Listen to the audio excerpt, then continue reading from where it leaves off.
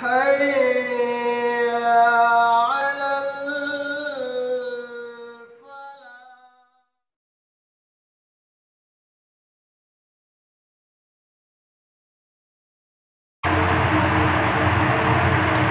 بسم الله والصلاة والسلام على رسول الله.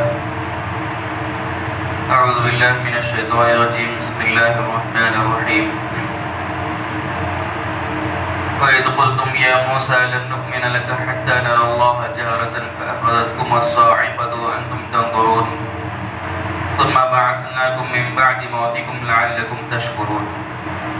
وظللنا عليكم الغمام وأنزلنا عليكم المن والسلوى كلوا من طيبات ما رزقناكم وما ظلمونا ولكن كانوا أنفسهم يظلمون وإذ قلنا ادخلوا هذه القرية فكلوا منها حيث شئتم رغدا وادخلوا الباب سجدا وقولوا حطة نغفر لكم خطاياكم وسنزيد المحسنين. اس سے پہلی آیتوں کے اندر اللہ رب العالمین نے قوم یہود بنی اسرائیل کی مختلف سرکشیوں کا تفصیل کے ساتھ اللہ نے ذکر کیا اور ان پر اللہ تعالیٰ کی نعمتوں کا بھی اللہ نے ذکر کیا کہ کیسی کیسی اللہ تعالیٰ نے ان پر نعمتیں اپنی برسائیں.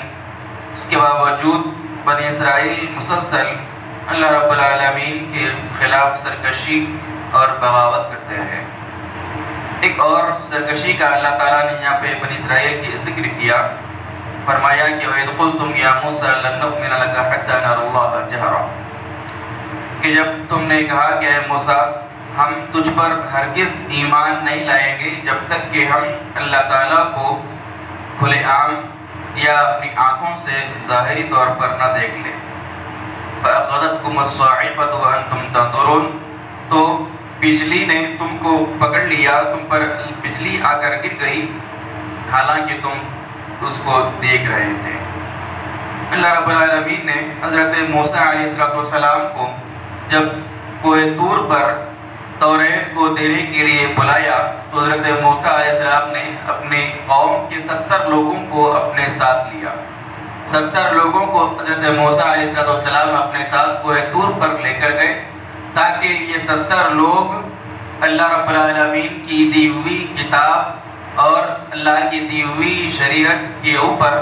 اپنی قوم کے سامنے گواہ بن کر جائیں. لیکن یہ 70 لوگ بھی ایسے نافرمان، ایسے سرکش نکلے کہ جب حضرت موسیٰ علیہ السلام توریت لے کر ان کے پاس آئے تو ان لوگوں نے حضرت موسیٰ سے کہا کہ اے موسیٰ ہم اس پر ہرگز ایمان نہیں لے کے آئیں گے، ہم تم پر ہرگز ایمان نہیں لے کے آئیں گے جب تک ہم اپنے رب کو اللہ کو اپنی آنکھوں سے نہ دیکھ لیں، جب تک ہم تم پر ایمان نہیں لے کر آئیں گے. یہ بڑی عجیب و غریب قوم تھی اور بڑی سرکش قوم تھی.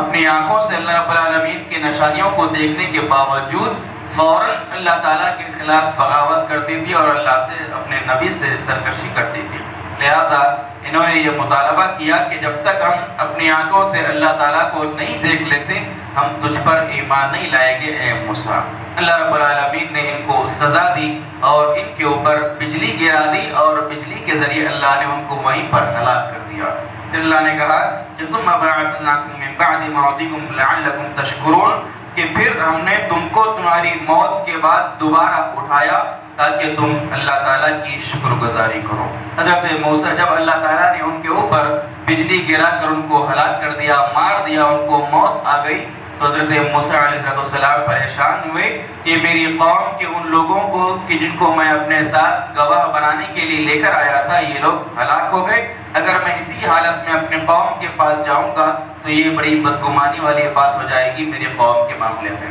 لہذا حضرت موسیٰ علیہ السلام نے اللہ تعالیٰ سے ان کے حق میں دعا کی. پھر اللہ تعالیٰ نے ان کو دوبارہ وہاں پر زندہ کیا. ان کی قوم کے 70 لوگ کہ جو اللہ رب العالمین کو دیکھنے کا مطالبہ کر رہے تھے اور اللہ نے ان پر اپنی بجلی گرا کر ان کو ہلاک کیا. حضرت موسیٰ علیہ السلام کی دعا کے بدلے میں اللہ تعالیٰ نے دوبارہ ان لوگوں کو زندہ کیا. پھر اللہ نے کہا وَظَلَّلْنَا عَلَيْكُمُ الْغَمَامَ وَأَنزَلْنَا عَلَيْكُمُ الْمَنَّ وَالسَّلْوَىٰ. ایک اور اللہ تعالیٰ نے اپنی عظیم نعمت کا ان کے اوپر ذکر فرمایا اور کہا کہ ہم نے تم پر سایہ نافذ کیا، ہم نے تم پر بادل کو سایہ بنایا اور تمہارے لیے منہ اور سلوہ اتارا۔ کلوا من طیبات ما رزقناکم، تو اللہ تعالیٰ نے جو کچھ تم کو رزق دے رکھا ہے اس میں سے حلال اور پاک رزق کو کھاؤ۔ وما ظلمونا ولکن کانوا انفسهم یظلمون، انہوں نے مجھ پر ظلم نہیں کیا لیکن انہوں نے اپنے آپ پر اپنی جانوں پر ہی ظلم کیا۔ ایک اور اللہ رب العالمین کی عظیم نشانی بنی اسرائیل کے اوپر جو اللہ رب العالمین نے نازل کی تھی اس کا اللہ نے ذکر کیا کہ جب بنی اسرائیل مصر سے نکل کر مدین کی طرف، مصر سے نکل کر شام کی طرف نکلے تو شام اور مصر کے درمیان وادی تیہ کے اندر یا صحرائے سینا کے اندر اللہ تعالیٰ نے وادی تیہ کے اندر کو سزا دی۔ اللہ تعالیٰ نے جب ان سے کہا کہ تم عمالقہ کی جو بستی تھی اس کے اندر داخل ہونے کا جب ان کو حکم دیا گیا تو انہوں نے اس میں بستی میں داخل ہونے سے انکار کر دیا، حالانکہ اللہ رب العالمین نے ان سے وعدہ کیا تھا کہ جب تم اس بستی کے اندر داخل ہو جاؤ گے، اس شہر میں داخل ہو جاؤ گے تو اللہ تعالیٰ تم کو فتح یاب کرے گا، تم کو کامیاب کرے گا۔ لیکن اس کے باوجود اس قوم نے سرکشی کی اور حضرت موسیٰ سے کہا کہ لن ندخلها ابدا، ہم اس بستی کے اندر ہرگز داخل نہیں ہوں گے، آپ اور آپ کا رب جاؤ، فتح کر لو، دشمن کو بھگا دو، پھر ہم پیچھے سے آپ کے ساتھ آئیں گے۔ تو اللہ رب العالمین نے ان کی اس سرکشی کے اور نافرمانی کے بدلے میں ان کو سزا دی کہ تم 40 سال تک وادی تیہ کے اندر بھٹکتے رہو گے۔ تو اللہ نے کہا کہ جب وادی تیہ کے اندر یہ 40 سال تک بھٹک رہے تھے اس دوران بھی اللہ تعالیٰ نے اپنی نعمتوں کا ان پر نزول فرمایا اور کہا کہ اس موقع پر اس وادی کے اندر، اس بستی کے اندر، اس صحرا کے اندر اللہ تعالیٰ نے بادلوں کا سایہ اس قوم کے اوپر، بنی اسرائیل کے اوپر کیا۔ اللہ رب العالمین کا بڑا عظیم احسان اس قوم کے اوپر، بار بار اللہ تعالیٰ نے ان پر اپنی نعمتوں کا نزول فرمایا۔ اللہ نے کہا کہ اس وادی کے اندر ہم نے تم پر بادلوں کا سایہ عطا فرمایا اور منہ اور سلوہ تم پر نازل کیا۔ منہ اور سلوہ یہ دو جنت کے پھل، جنت کی غذا ہوتی تھی جو اللہ تعالیٰ بنی اسرائیل کے اوپر براہ راست نافذ کرتا تھا۔ من کا معنی جو ہے اصل میں احسان کا معنی ہے، المن کا معنی اس کا مطلب احسان کا ہے۔ اللہ تعالیٰ نے منہ کا لفظ ایک غذا کے لیے استعمال کیا۔ مفسرین نے لکھا کہ من ایک شہد کے دانے کے برابر یا ایک میٹھے پانی کے قطرات کے برابر ہوا کرتا تھا۔ جب جیسے ہی وہ پتھروں پر پڑتا وہ تھوڑی دیر کے بعد سوکھ جاتا اور شہد کے مانند میٹھا ہو جاتا۔ تو ایک قسم کا میٹھا پانی یا میٹھا شہد سمجھیے، اس کو اللہ تعالیٰ نے من کہا۔ من کا معنی اصل میں احسان کا ہے۔ ویسے تو اللہ تعالیٰ کی جتنی بھی غذا انسان کو اللہ تعالیٰ دیتا ہے وہ تمام کی تمام رزق اور تمام کی تمام غذا اللہ کا احسان ہے، لیکن ہم کو اور آپ کو اس غذا کو، اس رزق کو حاصل کرنے کے لیے زندگی میں ہاتھ پیر چلانے پڑتے ہیں، ہاتھ پیر مارنے پڑتے ہیں، اس کے بعد محنت کے بعد جا کر آدمی کو، ہم کو اور آپ کو وہ رزق ملتا ہے۔ لیکن اللہ تعالیٰ نے اس غذا کو یہاں پر من اس لیے کہا، یہ احسان اس لیے کہا کہ یہ غذا بنی اسرائیل کو بیٹھے بٹھائے ایسے ہی ملتی تھی، یعنی جنت سے وہ غذا نازل ہوتی تھی اور بنا کسی محنت کی، مشقت کے وہ غذا بنی اسرائیل کو اللہ رب العالمین دیتا تھا۔ اسی لیے اللہ تعالیٰ نے اس غذا کا نام ہی من یعنی احسان رکھ دیا۔ اور اللہ نے کہا کہ سلوہ بھی اللہ تعالیٰ نے ان کے اوپر نازل کیا۔ سلوہ کا مطلب تیتر یا بٹیر، تیتر یا بٹیر کا پرندہ ہوتا تھا جو جنت سے آتا تھا، وہ اس کو ذبح کرتے تھے اور کھاتے تھے۔ تو من اور سلوہ یہ دو جنت کی غذائیں اللہ تعالیٰ نے ان پر برسائی، ان پر نازل کی۔ تو اللہ تعالیٰ نے اسی کا یہاں پر ذکر کیا کہ ہم نے تم پر بادلوں کا سایہ کیا اور تم پر منہ اور سلوہ نازل کیا اور تم کو یہ حکم دیا کہ تم پاکیزہ رزق کو، پاکیزہ روزی کو کھاؤ۔ لیکن اللہ تعالیٰ نے کہا کہ وَمَا ظَلَمُونَا وَلَكِنْ كَانُوا أَنفُسَهُمْ يَظْلِمُونَ۔ ان تمام نعمتوں کے باوجود یہ بنی اسرائیل، یہ یہودی قوم برابر سرکشی کرتی رہی، اللہ تعالیٰ کی نافرمانی کرتی رہی اور اپنے نبی کا انکار کرتی رہی اور حضرت موسیٰ کو ستاتی رہی۔ اللہ نے کہا کہ ان لوگوں نے ہم پر یعنی اللہ پر کوئی ظلم نہیں کیا، اپنی سرکشیوں کے ذریعے، اپنی نادانی کے ذریعے اور اپنی بغاوت کے ذریعے انہوں نے ہم پر ظلم نہیں کیا، بلکہ یہ خود اپنے آپ پر انہوں نے ظلم کر لیا۔ اس سے یہ بات معلوم بھی کہ انسان کتنی بھی نافرمانی کر لے اور اللہ رب العالمین کے خلاف کتنی ہی بغاوت کر لے، اس کی اس بغاوت اور نافرمانی کا کوئی فرق اللہ رب العالمین کی ذات پر نہیں پڑتا۔ انسان اللہ کے رسول صلی اللہ علیہ وسلم کی حدیث قدسی ہے کہ تمام کائنات کے انسان اور جنات مل کر یہ فیصلہ کر لیں کہ آج سے ہم اللہ رب العالمین کی عبادت اور اطاعت کریں گے۔ اللہ نے کہا کہ اس انسانوں اور جنات کے اس فیصلے سے میری شان میں ذرہ برابر بھی بڑھوتری نہیں ہوتی، یعنی اللہ رب العالمین کی ذات اتنی اعلیٰ اور اللہ رب العالمین کی ذات اتنی پاکیزہ ہے۔ پھر اللہ کے نبی نے فرمایا کہ اللہ تعالیٰ نے کہا کہ زمین و آسمان کے تمام انسان اور جنات اس بات کا فیصلہ کر لیں متفقہ طور پر کہ آج سے ہم اللہ رب العالمین کی نافرمانی کریں گے، تو اللہ نے کہا کہ اللہ کی شان میں ان کے اس فیصلے سے ذرہ برابر کوئی کمی نہیں ہوگی۔ تو اللہ تعالیٰ انسانوں کی عبادتوں اطاعتوں سے بے نیاز ہے اور اللہ تعالیٰ انسانوں کی نافرمانیوں سے بھی بے نیاز ہے۔ انسان جتنی بھی نافرمانی، سرکشی اور اللہ رب العالمین کے خلاف بغاوت کر لے، ان نافرمانیوں اور سرکشیوں کا اللہ کی ذات پر کوئی فرق نہیں پڑتا، بلکہ انسان صرف اپنے آپ کا نقصان کرتا ہے، اپنے آپ پر ظلم کرتا ہے۔ تو اللہ تعالیٰ نے بنی اسرائیل پر کہا کہ تمہاری ان سرکشیوں کی وجہ سے اللہ تعالیٰ کو کوئی تکلیف نہیں پہنچی، بلکہ تم خود اپنے آپ پر ظلم کرنے والے بن گئے۔ اس کے بعد اللہ تعالیٰ نے کہا کہ جب وَإِذْ قُلْنَا ادْخُلُوا هَٰذِهِ الْقَرْيَةَ فَكُلُوا مِنْهَا حَيْثُ شِئْتُمْ رَغَدًا وَادْخُلُوا الْبَابَ سُجَّدًا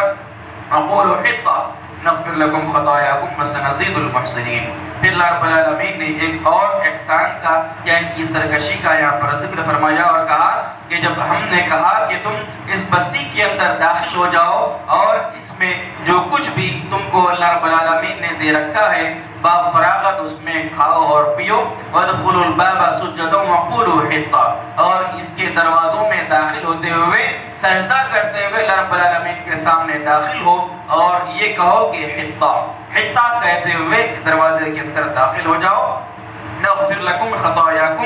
میں تمہارے گناہوں کو معاف کر دوں گا، وسنزید المحسنین، اور احسان محسنین کے لیے میں اور زیادہ کروں گا۔ اللہ رب العالمین نے بیت المقدس میں داخل ہونے کا بنی اسرائیل کو حکم دیا تھا کہ اس شہر کے اندر تم داخل ہو جاؤ، اور اس شہر میں داخل ہوتے ہوئے تم اللہ رب العالمین کے سامنے عاجزی اور انکساری کے ساتھ داخل ہونا، یعنی اللہ کے سامنے سجدہ کرتے ہوئے، سجدہ شکر بجا لاتے ہوئے تم اس بستی کے اندر، اس شہر کے اندر داخل ہو جانا اور اپنی زبان سے یہ کہنا کہ حِطَّہ کا مطلب ہے کہ رب العالمین تو ہمارے گناہوں کو معاف کر دے۔ تو اللہ کے سامنے سجدہ ریز ہوتے ہوئے اور اپنی زبانوں پر توبہ اور استغفار کے کلمات کو بلند کرتے ہوئے اس شہر کے اندر داخل ہو جاؤ۔ اللہ تعالیٰ نے اس بات کا ان کو حکم دیا تھا، لیکن یہ سرکش اور نادان قوم ایسی بھیانک اور خطرناک قسم کی سرکشی کے اندر مبتلا تھی۔ اللہ نے کہا کہ فَبَدَّلَ الَّذِينَ ظَلَمُوا قَوْلًا غَيْرَ الَّذِي قِيلَ لَهُمْ فَأَنزَلْنَا عَلَى الَّذِينَ ظَلَمُوا رِجْزًا مِّنَ السَّمَاءِ بِمَا كَانُوا يَفْسُقُونَ کہ فَبَدَّلَ الَّذِينَ ظَلَمُوا قَوْلًا غَيْرَ الَّذِي قِيلَ لَهُمْ، ان ظالم قوموں نے، ان ظالموں نے اللہ تعالیٰ نے جو بات ان کو کہنے کے لیے کہی تھی اس بات کو ہی ان لوگوں نے تبدیل کر دیا، بدل دیا۔ اور اللہ نے کہا کہ فَأَنزَلْنَا عَلَى الَّذِينَ ظَلَمُوا رِجْزًا مِّنَ السَّمَاءِ، ان ظالموں پر آسمان سے عذاب ہم نے نازل کیا، بِمَا كَانُوا يَفْسُقُونَ، ان کے فسق اور فجور کے بدلے میں، یعنی اللہ تعالیٰ نے ان کو اس بات کا حکم دیا تھا کہ تم حِطَّہ کہتے ہوئے بیت المقدس کے اندر داخل ہو، یعنی اللہ کے سامنے توبہ اور استغفار کا کلمہ بلند کرتے ہوئے داخل ہو، لیکن ان لوگوں نے اس حِطَّہ کے لفظ کو مذاق میں لے لیا اور اس لفظ کو تبدیل کرتے ہوئے حبۃ فی الشعیر، حبہ کہا، حِطَّہ نہیں کہا بلکہ حبہ کہا کہ بالی کے اندر گیہوں، اس بات کا اقرار کرتے ہوئے وہ شہر کے اندر داخل ہوئے۔ یعنی بنی اسرائیل کی فطرت میں اور ان کی عادت میں یہ چیز شامل ہو گئی تھی کہ وہ اللہ تعالیٰ کی اور اللہ کے نبی کے احکامات کی خلاف ورزی کرتے تھے کسی بھی صورت میں، اور اللہ رب العالمین کے احکامات کا مذاق اڑایا کرتے تھے۔ تو اللہ رب العالمین نے کہا کہ اس تمسخر، اس مذاق کے بدلے میں اللہ نے آسمان سے ان پر اپنا عذاب نازل کیا، اور آسمان کا یہ عذاب کون سا ہے؟ اللہ کے رسول صلی اللہ علیہ وسلم کی حدیث اور آپ کی روایت سے یہ بات معلوم ہوتی ہے کہ یہ عذاب جو آسمان سے اللہ تعالیٰ نے بنی اسرائیل پر نازل کیا تھا، یہ طاعون کا عذاب تھا، یہ طاعون کا عذاب تھا جو اللہ تعالیٰ نے آسمان سے ان پر نازل کیا۔